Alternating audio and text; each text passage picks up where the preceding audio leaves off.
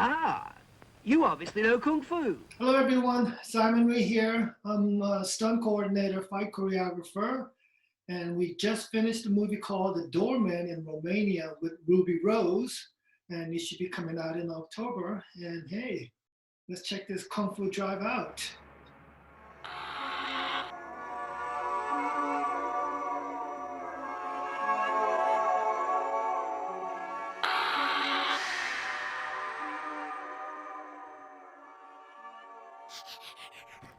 Joining me today, martial artist, actor, stuntman, stunt coordinator, fight choreographer, producer. His film credits include Inception, Rush Hour, the upcoming Mulan.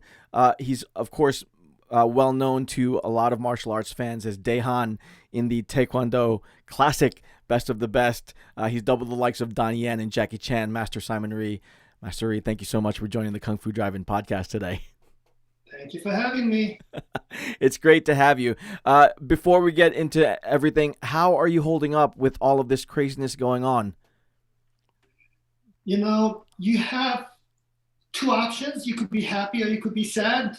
And I'm going to be positive. I'm going to be happy and I'm going to be productive and I'm going to try to be, always stay positive. Yeah. With all of the closures that happened to all the gyms, how did you manage to navigate all of that stuff with all the instruction that you still do? It was kind of surprised that we have to close on a second time. First time, it was understandable. Yeah. But the second time, it kind of caught me off guard. So, we closed again, and then we started to teach students at the park. And it turned out to be a really, really blessing in disguise because all my students are really enjoying working out outside because, you're so used to working out indoor, and this is the first time they get to work out outside, and they're really loving it, and I'm loving it and having a great time doing it. So, making the best of it. That's great. Well, above everything else, you are a world-class martial artist, right? Seventh degree black belt in Taekwondo. Check my math on all this, please. But fourth degree in Hapkido. How did your martial arts journey begin? Okay, this is how it started. I think when I was 10, I came down with a viral meningitis. And they took me to the hospital in Korea. And the doctor said if I came maybe 1 hour late, I could have been either vegetable or I could have died. Wow. And I was admitted right away. And I stayed at the hospital for, I believe, 2 months. So after 2 months, they finally let me out and I was healed. That's when my father decided to enroll me in Taekwondo to get my body stronger. And that's how my journey started when I was 10. So 10, that isn't, that's not old by any stretch, but it isn't one of those cases where you were, right out of the gate studying martial arts. Yeah.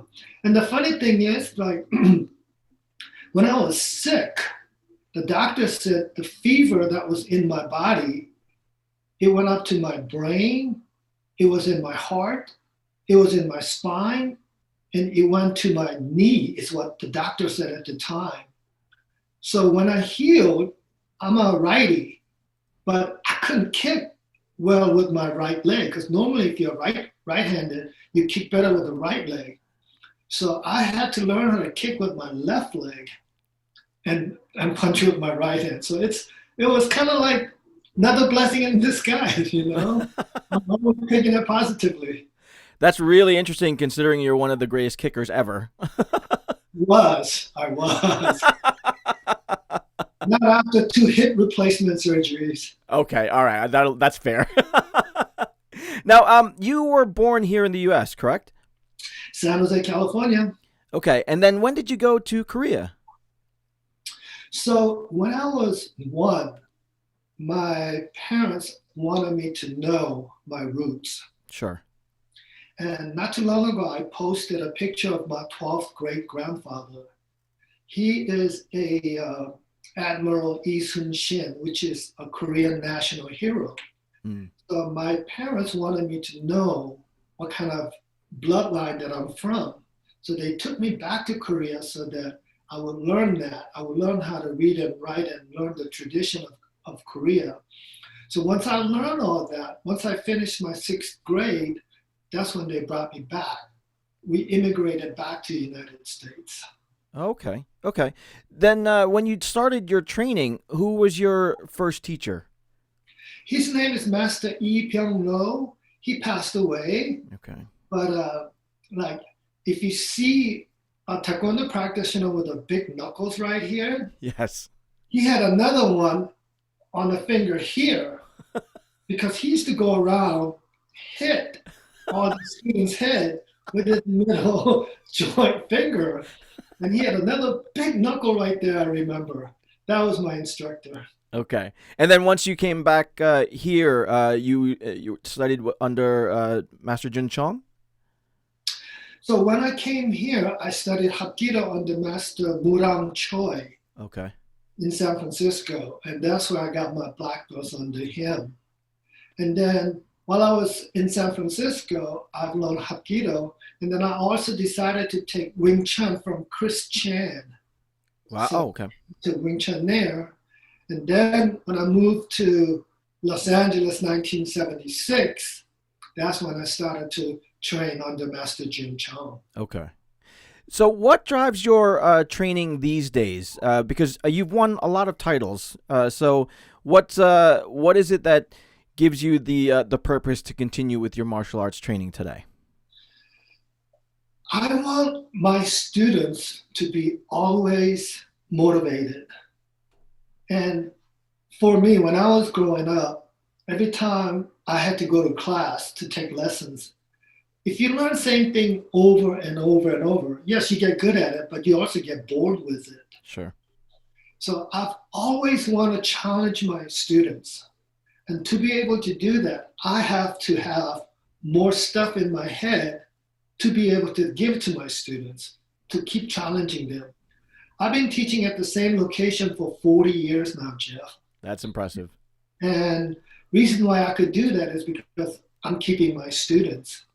And they're always there because I'm always giving them something new to learn, you know. So now I'm taking Filipino martial arts, study a little bit of Brazilian jiu-jitsu, you know, just a lot of different arts so that I could be better at my business as a fight choreography in the movie world, and also, you know, teach my students better. So that's my hobby. That's my excitement. Yeah. Well, speaking of that, then, how did you first get involved in the entertainment world? Oh, Jeff, it took me 11 years Really? to get my SAG card. Wow. So 1975, I was visiting my aunt with my brother Philip in Los Angeles from San Francisco. So I get a phone call from Master Jin. No, I called Master Jin Chung to see how he was doing. So he said, Simon, Philip, come to this junkyard in Long Beach. I'm shooting a movie. So we went there, and Master Jin Chung was shooting a Korean, well, it was an American-made movie with a Korean director. And listen to this title. The movie was called Bruce Lee Fight Back from the Grave. I know it. So we had a fight scene. That was like our first experience. And I know they fed us filet-o-fish from McDonald's. We didn't get paid, non-union movie. But the interesting thing was that the following year, that movie was playing in Hollywood Boulevard. Yeah. And we came to see the movie, and I saw myself and my brother on a big screen, right? And I said, I want to do that. So in 1975, it was my first movie, and it was until 1986 I was finally able to join the SAG. Wow. Yeah, So when you were doing the martial arts initially, was there an idea to parlay it into film early on, or was it just that particular movie experience that got you hooked on getting into entertainment?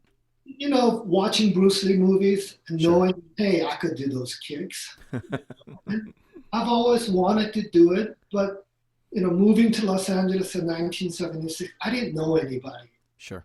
And in this town, you need that connection. Mm-hmm. So that's why it took me so long. Well, now that you're here, you're one of the most well-respected fight choreographers in the game. But in terms of Hollywood and action films, did you have any particular influences that pushed you into this particular part of your career? I don't think so. I mean, in the beginning, you don't know anything. Sure. I remember when I got hired to do my first stunt, it was called Double Impact. It was a Jean-Claude Van Damme's movie. Yep. And in my mind, I thought they were calling me to do a fight scene with Jean-Claude. So, I go to the movie set. I don't have any stunt pads because they hired me for a stuntman, Right. So I go on the set and I find out I'm not fighting Jean-Claude. I'm getting shot and I'm in the squib and I'm going to die. So when we were rehearsing, I had to hit my back on this steel rail and then fall forward. And it was very painful. So, because I didn't have any pads. So then one of the veteran stuntmen, his name is Danny Wong, bless him, he goes, Simon, you don't have any stunt pads. You're such a rookie. And he let me borrow all his pads. So I was like really thankful. And I remember learning, they told me don't put my hand in front of a squib because once I get shot, the squib's going to come out. And I didn't listen because, I'm supposed to hold a gun like this. So when they popped the squib, all this thing the blood came out and it really stung my hand. So now I got to play dead. So I'm playing dead and I'm looking at my hand and there's blood everywhere. And my hand is really stinging from the pop. And I'm going, oh man, is that my blood or is that a fake blood? You can't move until they call cut. So it's just all learning experience, Yeah. How did you start to move into the fight choreography part of the game then? It's funny because as a doing Best of the Best in 1989, Philip, who was a part producer, he's also starring. He wrote the movie, and Philip wanted me to be a fight choreographer and a stunt coordinator, and I should not have taken the title as a stunt coordinator because I didn't know enough. Mm-hmm. We had enough professional Hollywood stunt people that came, crashing through the glass, falling on a pinball machine and getting hit with a bottle and all that. I didn't know any of that stuff. Yeah. And I learned, but all the fights on Best of the Best, I got to choreograph all that stuff. Yeah. So maybe my title should have been just a fight coordinator, a fight choreographer, but since it was Philip's movie, he gave me the title as a stunt coordinator. And, it was funny because that's my first job. Instead of just being a soldier, here I am coordinating. Yeah. So I kind of started backwards. Sure. Yeah. What is it then about your approach to fight design that is uniquely Simon Rhee's? Every fights are different. Depends on the script. Mm-hmm. What the script is saying. It's a lot of process, Jeff. The writer has his view of this fight. Director has his view of the fight. Producers have their views of this fight, right? As a fight choreographer, you have to be able to please all three and also be able to chew to what you want to project.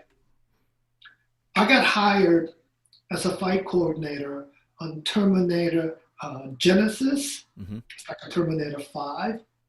And these producers and directors they were telling me, oh, we like Raid, we like Ip Man, we like Matrix. And I'm pulling my hair. I mean, how can Arnold Schwarzenegger fight this way? Right. Well, I'm going, are you sure, you guys? That doesn't make sense. Terminator's not going to fight like that, you know? So I try to please them by creating fights like Ip Man, like, Raid, putting a little bit of Silla, a little bit of Wing Chun, and they look at it and they go, this is not how Terminator fights. That's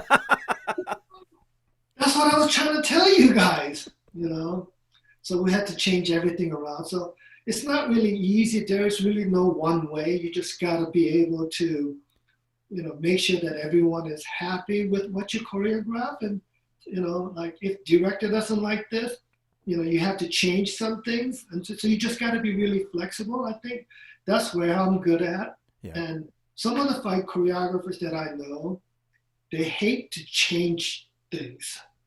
They think, okay, I created this. This is beautiful. It's got to be done this way. But sometimes producers might not see it that way. Sure. So you have to be able to bend. Yeah. Yeah. Well, then, do you have a particular fight sequence that you worked on that you're especially proud of over the years? I like Best of the Best. It still holds up after 30 years. And the fight scene I did with Mel Gibson on the freeway is kind of cool. Yeah. And the fight scene that I choreographed with this Korean stunt team that came to Romania for Ruby Rose's movie, I'm really, really looking forward to seeing that because we put some really good stuff in there. And I haven't seen the final product yet. So, but from what I heard from the editor and the DP, director of photography, he said everything looks really good. So I'm really waiting to see that one. Excellent. Well, let's go to Best of the Best really quickly because you brought it up again. But a classic film, like you said, over 30 years old now, but still holds up. One of the great things about that film is there wasn't any excessive flash or nonsensical martial arts. It was so grounded and it was always so real. And for a lot of kids that were exposed to that film, that was one of their first introductions to Taekwondo, and what a way to introduce the art to them. And that whole grounded approach to the martial arts, I think, is what is so effective about that film, right? Because you didn't try to do anything that was like wuxia crazy with wire work and any of that stuff, right? So let me tell you what happened. Back in the late 70s and 80s, all these martial art movies were coming out, right? And it had drug scenes, it had sex scenes, violence just for the sake of having violence. Mm-hmm. And it did not have any true martial art meaning. So when I went to Korea to compete in a tournament, and I saw something that really touched my heart, what the true martial arts artists really go through, the years and years of training. And then a couple of years later, my brother went to Korea to compete in this big tournament, and he came back with something, and he also felt that. So we wanted to make a movie that was like more true to real martial arts, not sex, not drugs, not revenge, right. The true martial arts. And that's how Best of the Best was made. Yeah. Yeah. And again, for a lot of kids that saw that, I'm sure that enrollment for Taekwondo went up immediately after that. But when you compare real world martial arts and screen fighting, obviously two very different things, a whole different approach to both, because on screen you got to make it look good. But what do you look for in actors when you want to make them look as lethal as possible on screen when you're working with them? Well, when you're working with actors, first thing you need to see is their coordination. Mm-hmm. see what they could do, what they cannot do. What we didn't know about Eric Roberts when we got him, I mean, we were excited to get Eric Roberts because he's such a great actor. Yeah. But we found out that he had a motorcycle accident a few years before Best of the Best. And he could not do a lot of spinning techniques. He could do straight line techniques, but he could not do spinning stuff. So as a fight coordinator, we utilize like a lot of close-ups on his face for straight line technique stuff that he could do. Like he really did this a couple of kicks that he did, a couple of punches that he did, and we were able to shoot close and get his face and stuff. And then the fighting stance that he came up with, it was kind of like a Karate Kid. He came up and then he came down to a fighting stance. We gave him something like that so that it was something that only he could do, that no one else has done, that no one else has seen. So these are the things, the process that you got to go through to work with actors. And some actors are really, really good. You don't have to teach them anything. You show them once and they already know how to do it. Yeah. So it's all different. Yeah. Well, speaking of that, you've worked with some incredible talent. Clint Eastwood, Leonardo DiCaprio, Tom Cruise, a whole host of who's who in Hollywood. Who among those that are not martial artists do you think, if they trained, would be a pretty decent top level competitor in martial arts? Do you know Randall Park? I do, yeah. Yeah. I doubled him a few times. And what is that movie he just did last year with Keanu Reeves and Ali Wong? It was a comedy. Yeah, Always Be My Maybe or something. Yes, that's it, yes. Yeah. So they called me to double Randall. And so I went up to, they were shooting this in San Francisco. And Keanu, this was right between Keanu's John Wick 3. They shot a portion in New York and then they stopped because they were getting ready to go to Morocco. Mm-hmm. So in between, they were shooting this movie with Randall Park. So there's a part that I had to teach Randall how to punch and getting choked and things like that. And he moved pretty well. And I also doubled him on a Nickelodeon show called Super Ninjas. Yes. A kids movie a long time ago. Yeah. And he moves pretty well. So I think he has a pretty good chance of doing something cool. But he's always, mellow, funny Asian guy. I don't know whether he can do it, but he has a potential. Oh, that's good. Yeah, he definitely has not carved out the action genre for himself yet, but maybe. That's cool. Is there anyone that you haven't worked with that you would like to work with still? Two actors, Robert De Niro and Al Pacino. Those are the actors that I haven't had a chance to work with yet. I had a chance to work on Pirates of the Caribbean. I forgot the name, the one in Bahamas, for like few months. And then I had a chance to work with Clint Eastwood for maybe 2 weeks. Mm. So I'm debating, do I take 2 or 3 months job or do I take 2 weeks with Clint Eastwood? Yeah. And I knew I would have made more money if I worked with Johnny Depp. Sure.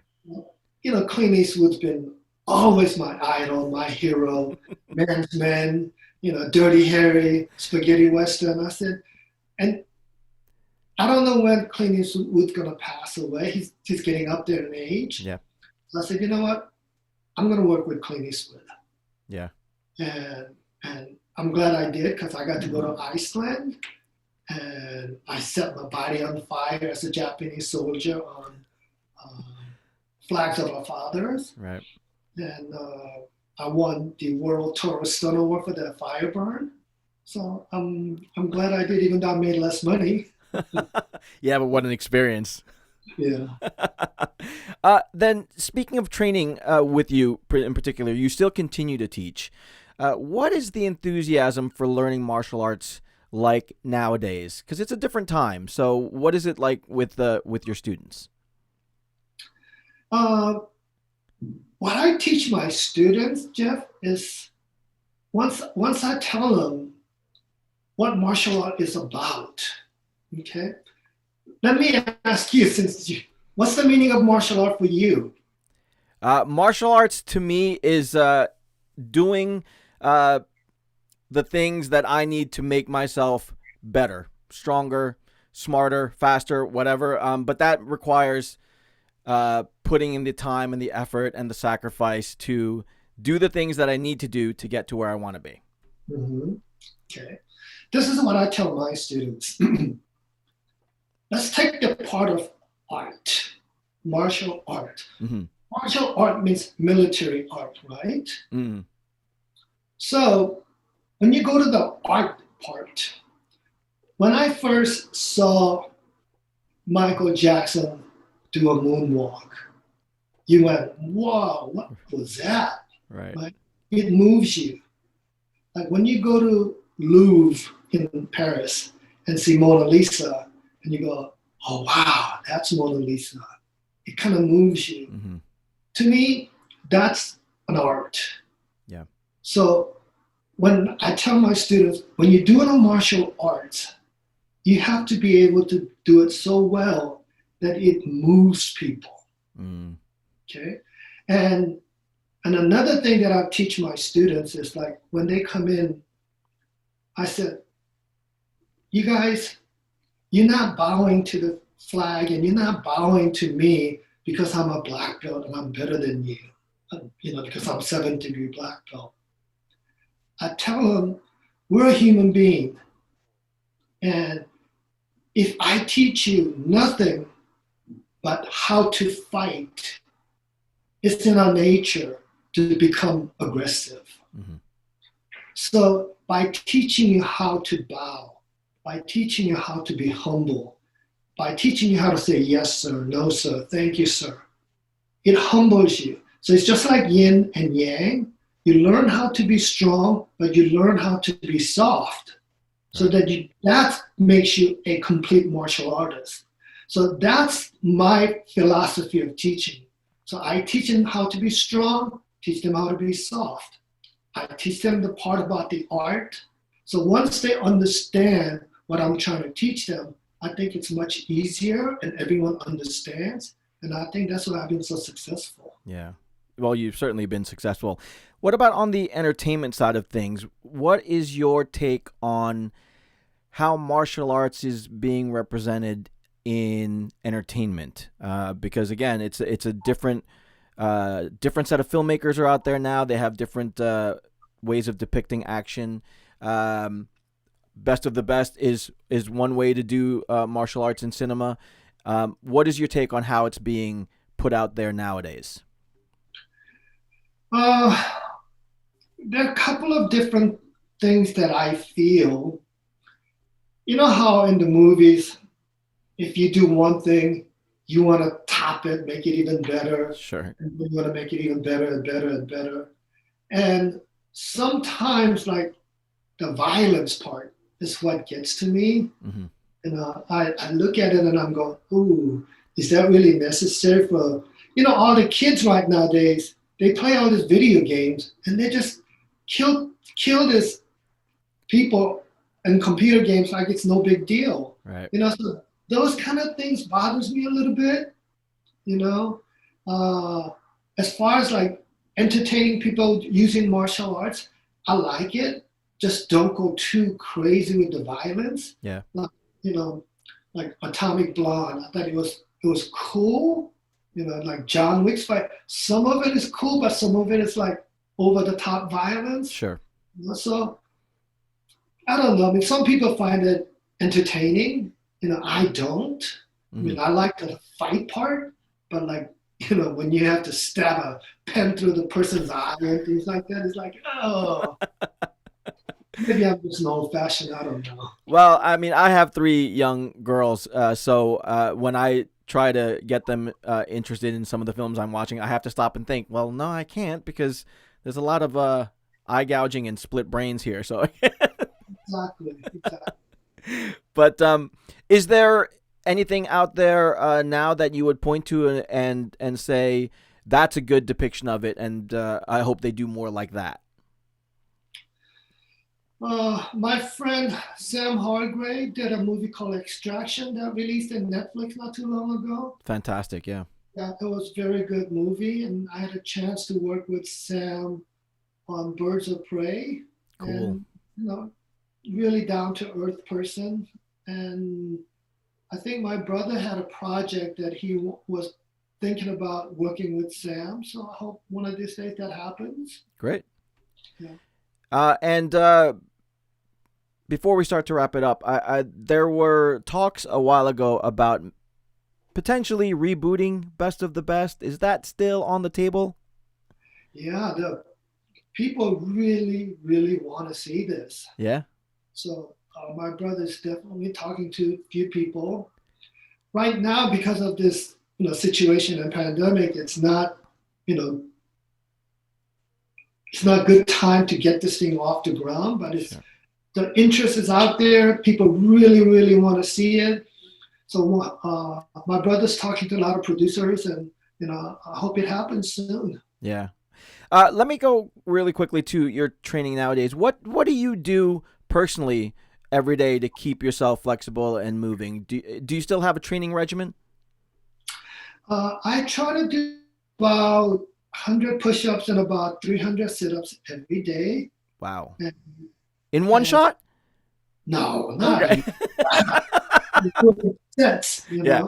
And then I do some yoga with my wife to keep my body flexible, and that's just for myself. And then after that, I'm working out with my students, teaching and things like that. So that's how I keep my mind and body in shape. Okay, great, excellent. All right, let's do a quick lightning round before I let you go. You ready? Ready. Okay. First thing that comes to your mind. What's your favorite midnight snack?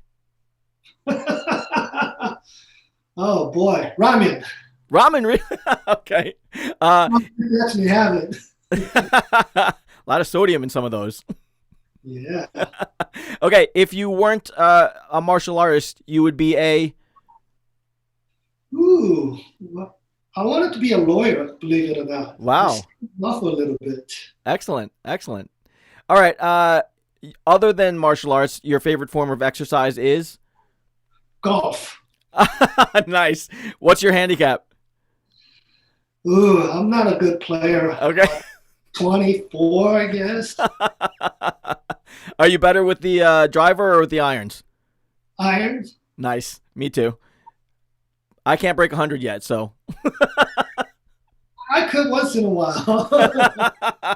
Very cool. All right. Jeff, I'm sorry? Where do you live, Jeff? I live in Jersey, so I work in Manhattan. I see. I was hoping you live here so we could golf one day. I would love to. I would absolutely love to. I'm actually going to head out to LA as soon as all these travel restrictions are lifted. But when I get there, please, I will absolutely take you up on a round of golf. Sounds good. Okay. Beer, wine, or whiskey? Ooh, let's stick to beer. Okay. Beer maybe once a week, just one can of beer a week. Yeah. All right, and the last one, it's a trick question, so hopefully you get this right and hopefully you remember the name. But what's your favorite podcast about Kung Fu martial arts and Master Simon Rhee with the best of the best? Oh, that's a hard one. The best thing is meeting you, Jeff. Thank you so much, sir. All right, tell me then, what do you have going on currently? I know we talked about The Doorman with Ruby Rose. What else do you have in the works? I'm going to make a thing called Kictionary. Ooh. Yeah, and I'm going to put it on a Teachable, so my fans all over the world could purchase this. So I'm in the process of making that, and I'm going to put I got a lot of spare time, so I'm going to put some instructional videos on YouTube pretty soon. So I'm in the process of doing that too right now. Excellent. That's cool. And where can my audience go then to follow you and to follow these Kictionary videos when they finally come out? Kictionary is not going to be out for a little bit because I'm still in the process of making it. So that's not ready yet. But if you go to YouTube and look for martial arts and stunts under Simon Rhee, you'll be able to see that. Right now, I think I got like 4 or 5 instructional.